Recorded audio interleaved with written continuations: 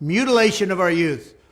On day one, I will revoke Joe Biden's cruel policies on so-called gender-affirming care. Ridiculous. A process that includes giving kids puberty blockers, mutating their physical appearance, and ultimately performing surgery on minor children. Can you believe this? I will sign a new executive order instructing every federal agency to cease all programs that promote the concept of sex and gender transition at any age.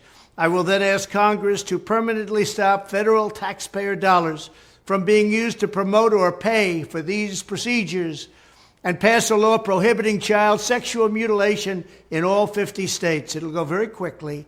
I will declare that any hospital or healthcare provider that participates in the chemical or physical mutilation of minor youth will no longer meet federal health and safety standards for Medicaid and Medicare and will be terminated from the program immediately. Furthermore, I will support the creation of a private right of action for victims to sue doctors who have unforgivably performed these procedures on minor children. The Department of Justice will investigate Big Pharma and the big hospital networks to determine whether they have deliberately covered up horrific long-term side effects of sex transitions in order to get rich at the expense of vulnerable patients, in this case, very vulnerable.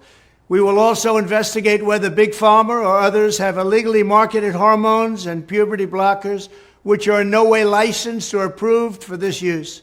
My Department of Education will inform states and school districts that if any teacher or school official suggests to a child that they could be trapped in the wrong body, they will be faced with severe consequences, including potential civil rights violations for sex discrimination and the elimination of federal funding.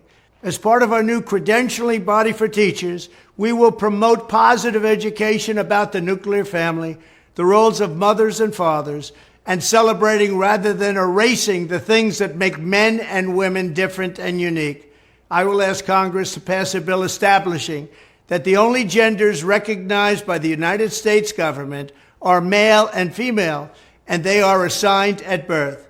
The bill will also make clear that Title IX prohibits men from participating in women's sports, and we will protect the rights of parents from being forced to allow their minor child to assume a gender which is new and an identity without the parents' consent. The identity will not be new, and it will not be without parental consent.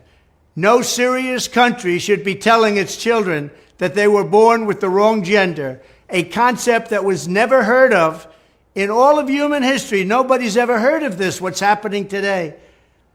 It was all when the radical left invented it just a few years ago. Under my leadership, this madness will end. Thank you very much.